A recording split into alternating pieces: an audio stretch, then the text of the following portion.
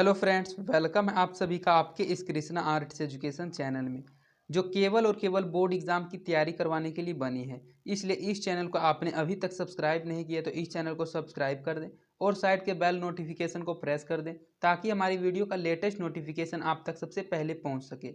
और अगर आप हमारे इस यूट्यूब चैनल पर नए हैं तो आप टेलीग्राम चैनल में भी ज्वाइन हो जाएं।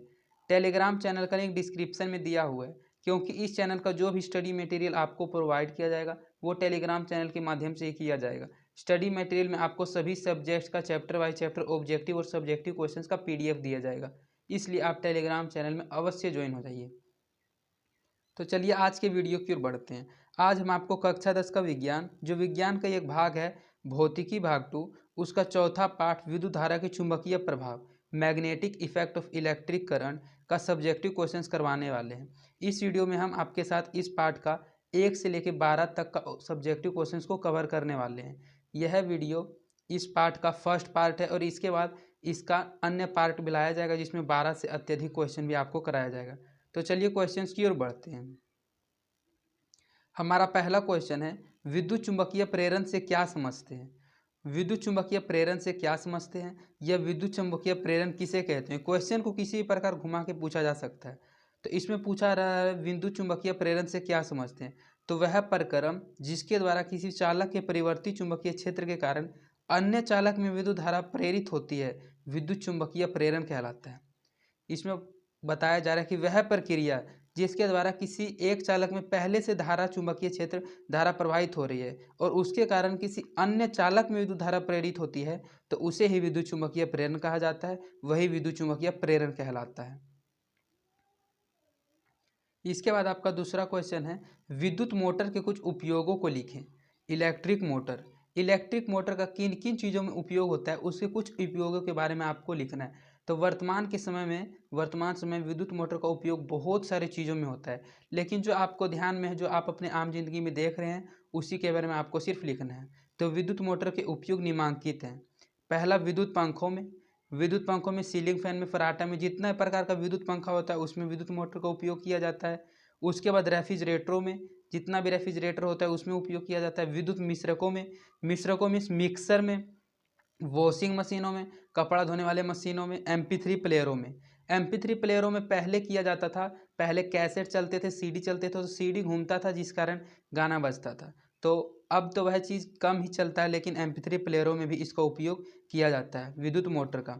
वॉशिंग मशीनों में, विद्युत मिश्रकों में, रेफ्रिजरेटरों में, विद्युत पंखों में, ये आप अपने आम जिंदगी में जो रोजाना देख रहे हैं, बस उनके बारे में आपको लिख देना है कि विद्युत मोटर का उपयोग किन किन चीज़ों में किया जाता है। चुंबकत्व की असली पहचान क्या है। आपने चुंबक तो देखा ही होगा, तो उसके चुंबक होने का असली पहचान क्या है, उसमें चुंबकत्व गुण है या नहीं, इसे आप पता कर सकते हैं। तो चुंबक में सजातीय ध्रुवों के बीच प्रतिकर्षण और विजातीय ध्रुवों के बीच आकर्षण होता है। चुंबक में दो पोल होता है, एक नॉर्थ पोल और एक साउथ पोल।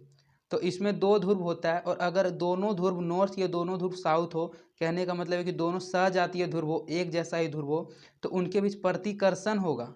उनके बीच रिपल्सन फोर्स लगेगा। वह एक दूसरे के जोर फोर्स लगाएंगे और एक दूसरे को ठेलेंगे। लेकिन अगर उसका विजातीय ध्रुव रहेगा, एक तरफ नॉर्थ और एक तरफ साउथ, तो उनके बीच आकर्षण उत्पन्न होता है, अट्रैक्शन फोर्स लगता है, वह एक दूसरे को अपनी ओर खींचते हैं और चिपकते हैं। तो दो लोहे के टुकड़े के लिए जाएं और इनके एक छोर दूसरे छोर से सटाने पर अगर प्रतिकर्षण होता है तो दोनों लोहे के टुकड़े चुंबक होंगे। इसमें कहा जा रहा है कि आप दो लोहे के टुकड़े ले लीजिए और इनके एक छोर दूसरे के छोर से सटाने पर अगर आपको प्रतिकर्षण रिपल्सन फोर्स नज़र आता है, तो दोनों लोहे के जो टुकड़े होंगे वे चुंबक होंगे। यही चुंबकत्व की असली पहचान है। विद्युत फ्यूज क्या है, यह किस मिश्र धातु का बना होता है। इससे पहले वाले चैप्टर में हमने आपको विद्युत फ्यूज का उपयोग किसमें किया जाता है ये आपको पढ़ाया था। तो अगर आपने उस पार्ट का वीडियो नहीं देखा है तो आप विद्युत धारा के सब्जेक्टिव क्वेश्चंस को भी देख लें, जिसका डिस्क्रिप्शन में फिजिक्स सब्जेक्टिव क्वेश्चंस के प्लेलिस्ट में वीडियो का लिंक दिया हुआ है। इसमें पूछा जा रहा है विद्युत फ्यूज क्या है, यह किस मिश्र धातु का बना होता है। तो विद्युत परिपथों के लिए फ्यूज तार का उपयोग होता है। यह अति भारण एवं लघु पतन के कारण उच्च विद्युत धारा के बहने पर यह गल जाता है तथा सुरक्षा प्रदान करता है। फ्यूज तार तांबे तथा टीन के मिश्र धातु से बना होता है। जो विद्युत फ्यूज होता है उसका उपयोग विद्युत परिपथों के फ्यूज तार में उपयोग किया जाता है। यह ओवरलोडिंग, अतिभारण और लघु पतन, जो शॉर्ट सर्किट होता है उसके कारण जो विद्युत धारा बहने लगता है, अगर शॉर्ट सर्किट होता है या ओवरलोड होता है तो यह गल जाता है और सुरक्षा प्रदान करता है। और जो आपके घर में अन्य संधारित्र इलेक्ट्रिकल अप्लायंसेस चलते हुए होते हैं उनको जलने से विद्युत फ्यूज बचा देता है। विद्युत जो फ्यूज तार होता है वह किस मिश्र धातु का बना होता है? तो वह तांबे तथा टीन के मिश्र धातु से बना होता है। वह तांबे तथा टीन के मिश्र धातु से बना विद्युत फ्यूज होता है। विद्युत चुंबक के चुंबकत्व की तीव्रता किन बातों पर निर्भर करती है? जो विद्युत चुंबक के चुंबकत्व की तीव्रता होती है वह किन किन बातों पर निर्भर करती है? तो विद्युत चुंबक के चुंबकत्व की तीव्रता निम्नलिखित बातों पर निर्भर करती है। पहला, परिनालिकों के फेरों की संख्या। फेरों की संख्या N से सूचित किया जाता है। बढ़ने से चुंबकत्व की तीव्रता B समानुपाती ढंग से बढ़ती है, अर्थात जो पहला नियम निकला B प्रोपोर्शनल टू N। इसका दूसरा प्रोपोर्शनल है धारा का मान I बढ़ने पर चुंबकत्व की तीव्रता B समानुपाती ढंग से बढ़ती है, अर्थात B प्रोपोर्शनल टू I। और तीसरा, क्रोड की प्रकृति पर परिनालिका के अंदर नरम लोहे का व्यवहार करने पर अधिक शक्तिशाली चुंबक बनता है, लेकिन इस्पात के व्यवहार करने पर कम शक्तिशाली चुंबक बनता है। इसके यही 4 तीव्रता के नियम थे और इन्हीं सभी बातों पर विद्युत चुंबक की चुंबकत्व निर्भर करती है। इसके बाद आपका नेक्स्ट क्वेश्चन है, विद्युत धारा के चुंबकीय प्रभाव से संबंधित दक्षिण हस्त अंगूठा का नियम लिखें। एक विद्युत धारा का चुंबकीय प्रभाव से संबंधित एक दक्षिण हस्त अंगूठा नियम है, उस अंगूठे नियम को क्या कहा जाता है वही आपको बताना है। तो दक्षिण हस्त अंगूठा का नियम, जब दाहिने हाथ की तर्जनी, अंगुली, मध्यमिका अंगुली और अंगूठा इस प्रकार फैलाकर रखा जाता है कि 3 अंगुलियां एक दूसरे के साथ लंबवत हो। अगर तर्जनी उंगली चुंबकीय बल की दिशा की ओर, अंगूठा चुंबक की गति की दिशा की ओर इंगित करे तो मध्यमिका उंगली प्रेरित दिशा की ओर इंगित करेगा। यह एक मैक्सवेल के दक्षिण हस्त नियम के बारे में बताया जा रहा है कि दक्षिण हस्त अंगूठा का नियम होता है जब दाहिने हाथ की तर्जनी, अंगुली, मध्यमिका अंगुली और अंगूठा इस प्रकार फैला कर रखा जाता है कि 3 अंगुलियां एक दूसरे के साथ लंबवत हो जाती है। और अगर तर्जनी उंगली चुंबकीय बल की दिशा की ओर, अंगूठा चुंबक की गति की दिशा की ओर इंगित करता है तो मध्यमिका हमेशा प्रेरित धारा की दिशा की ओर इंगित करेगा, प्रदर्शित करेगा।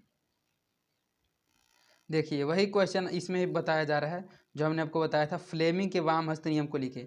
वह दक्षिण हस्त नियम था, इसमें वाम हस्त नियम है। तो फ्लेमिंग के वाम हस्त नियम, अपने बाएं हाथ की तर्जनी, मध्यमा एवं अंगूठे को परस्पर लंबवत फैलाइए। यदि तर्जनी चुंबकीय क्षेत्र की दिशा तथा मध्यमा धारा की दिशा प्रदर्शित करे तो चालक की गति की दिशा अंगूठे की दिशा में होगी। जो चालक की गति की दिशा होगी वह अंगूठे की दिशा में होगी। देखिए उसी को इस फिगर में बताया गया है। यह फ्लेमिंग का वाम हस्त नियम के जरिए बताया गया कि यह बायां हाथ है, इसमें जो अंगूठा की दिशा होती है वह बल की ओर होती है, तर्जनी चुंबकीय क्षेत्र की ओर होती है, और जो इसका मध्यमा होता है, मध्यमिका बीच की उंगली होती है, उसकी दिशा धारा की ओर होती है। और इसको आप इस फिगर में बताया है, इसी को देखिए दूसरे फिगर में दर्शाया गया है। जो धारा होता है वह क्षेत्र के बाएं हाथ की ओर होता है। तो इसी में फ्लेमिंग के वाम हस्त नियम का प्रदर्शन किया गया है कि जो फ्लेमिंग का वाम हस्त नियम होता है उसमें जो तर्जनी होती है वह चुंबकीय क्षेत्र की दिशा और मध्यमा धारा की दिशा तथा चालक की जो गति होती है वह अंगूठे की दिशा में होगी। विद्युत धारा की प्रबलता की परिभाषा दें। विद्युत धारा की प्रबलता की परिभाषा दें। तो किसी चालक तार से प्रति सेकंड बहने वाली आवेश को विद्युत धारा की प्रबलता कही जाती है। किसी चालक तार से जो प्रति सेकंड में धारा प्रवाहित होती है उसी आवेश की विद्युत धारा को प्रबलता कहा जाती है। इसका फॉर्मूला है I बराबर में Q/T। विद्युत धारा की प्रबलता का अगर आपसे सूत्र पूछ लिया जाए तो इसका सूत्र होता है I बराबर Q/T। चुंबक किसे कहते हैं? इससे पहले आपने एक क्वेश्चन में पढ़ा चुंबकत्व की असली होने का पहचान कैसे किया जाता है, लेकिन इसमें यही पूछा जा रहा है कि चुंबक किसे कहा जाता है। तो वे पदार्थ चुंबक कहे जाते हैं जो चुंबकीय पदार्थ को अपनी ओर आकर्षित करता है। इसे स्वतंत्रता पूर्वक वायु में लटकाने पर उत्तर दक्षिण दिशा की ओर इंगित करता है। इसमें उत्तर और दक्षिण 2 ध्रुव होते हैं। हमने इससे पहले उस क्वेश्चन में आपको फिगर के माध्यम से समझाना चाहा था कि जो चुंबक होता है उसमें 2 ध्रुव होते हैं, एक नॉर्थ और एक साउथ, एक उत्तर और एक दक्षिण। इसमें उत्तर और दक्षिण 2 ध्रुव होते हैं। वे पदार्थ चुंबक कहे जाते हैं। उन पदार्थों को चुंबक कहा जाता है जो चुंबकीय पदार्थ को अपनी ओर आकर्षित करता है। इसमें स्वतंत्रता पूर्वक वायु में, अगर इसको किसी चुंबक को आप स्वतंत्रता पूर्वक वायु में लटका देते हैं तो वह उत्तर दक्षिण दिशा की ओर इंगित करता है, उत्तर दक्षिण दिशा की ओर इधर उधर होता है। तो इसमें उत्तर और दक्षिण दो ध्रुव होते हैं। इसी से हम पता कर सकते हैं कि चुंबक कौन है या कौन नहीं है, और चुंबक किसे कहते हैं, यह भी एक प्रकार का आपका डेफिनेशन हो गया। दो चुंबकीय क्षेत्र रेखाएं एक दूसरे को परिच्छेद क्यों नहीं करती है? दो चुंबकीय क्षेत्र रेखाएं कभी भी एक दूसरे को परिच्छेद नहीं करती है। तो इसके परिच्छेद नहीं करने का क्या कारण है? अगर चुंबकीय क्षेत्र रेखाएं एक दूसरे को परिच्छेद करती हैं तो क्षेत्र के किसी बिंदु विशेष पर दिक्सूची दो दिशाओं को इंगित करेगा, जो असंभव है। यह संभव नहीं है, होने योग्य नहीं है। यही कारण है कि दो चुंबकीय क्षेत्र एक दूसरे को परिच्छेद नहीं करती है। दो चुंबकीय क्षेत्र एक दूसरे को परिच्छेद नहीं करती है क्योंकि जो चुंबकीय क्षेत्र की रेखाएं होती है वह एक दूसरे को परिच्छेद करेगी, तो जो क्षेत्र के किसी बिंदु विशेष पर दिक्सूची होगी वह दो दिशाओं को इंगित करेगा, जो कि असंभव है। यही कारण है कि दो चुंबकीय क्षेत्र रेखाएं एक दूसरे को परिच्छेद नहीं करती है। देखिए 11वां नंबर क्वेश्चन आपका एक ऑब्जेक्टिव के लायक क्वेश्चन है। दिष्ट धारा के कुछ स्रोतों के नाम लिखें। दिष्ट धारा कहने का मतलब है डीसी करंट। जो डीसी करंट होता है एक प्रत्यावर्ती धारा होता है। धारा दो प्रकार के होते हैं, एक प्रत्यावर्ती धारा और एक दिष्ट धारा। प्रत्यावर्ती धारा को एसी करंट बोला जाता है और दिष्ट धारा को डीसी करंट बोला जाता है। तो डीसी करंट बैटरी और विद्युत मोटर में पाया जाता है, और एसी करंट जो इलेक्ट्रिक करंट आपके घर में आता है वह एसी करंट होता है। और अगर आप उसके द्वारा बैटरी को चार्ज करते हैं तो बैटरी से जो करंट फिर हम यूज करते हैं वह डीसी करंट होता है। तो इसमें पूछा जा रहा था डीसी करंट के कुछ स्रोतों के नाम लिखें। तो डीसी करंट का स्रोत है बैटरी और विद्युत मोटर। इसके बाद आपका 12वां और इस वीडियो का लास्ट क्वेश्चन है, विद्युत जनित्र के सिद्धांत क्या है? विद्युत जनित्र को जनरेटर कहा जाता है। इलेक्ट्रिक जनरेटर का सिद्धांत क्या है? विद्युत जनित्र में यांत्रिक ऊर्जा का उपयोग चुंबकीय क्षेत्र में रखे किसी चालक को घूर्णी गति प्रदान करने में किया जाता है। इसी कारण विद्युत धारा उत्पन्न होती है। अतः विद्युत जनित्र में यांत्रिक ऊर्जा को विद्युत ऊर्जा में परिवर्तित किया जाता है। इसमें पूछा जा रहा है कि विद्युत जनित्र जो होता है, इलेक्ट्रिकल जनरेटर होता है, उसका सिद्धांत क्या है? तो उस सिद्धांत में उसका उपयोग और वह यांत्रिक ऊर्जा को विद्युत ऊर्जा में कैसे परिवर्तित करता है इसके बारे में बताया गया है। तो जो विद्युत जनित्र होता है उसमें यांत्रिक ऊर्जा का उपयोग चुंबकीय क्षेत्र में रखे चालक को घूर्णी गति प्रदान करने में किया जाता है, वह घूमने लगता है। इसी कारण विद्युत धारा उत्पन्न होती है। अतः विद्युत जो जनित्र होता है वह यांत्रिक ऊर्जा को विद्युत ऊर्जा में परिवर्तित कर देता है, इसलिए इसे विद्युत जनित्र कहा जाता है, और यही विद्युत जनित्र का सिद्धांत था। इस प्रकार आपका इस पार्ट का 12 सब्जेक्टिव क्वेश्चंस कंप्लीट करा दिया गया, जो एग्जाम के दृष्टिकोण से बहुत इंपॉर्टेंट क्वेश्चन थे।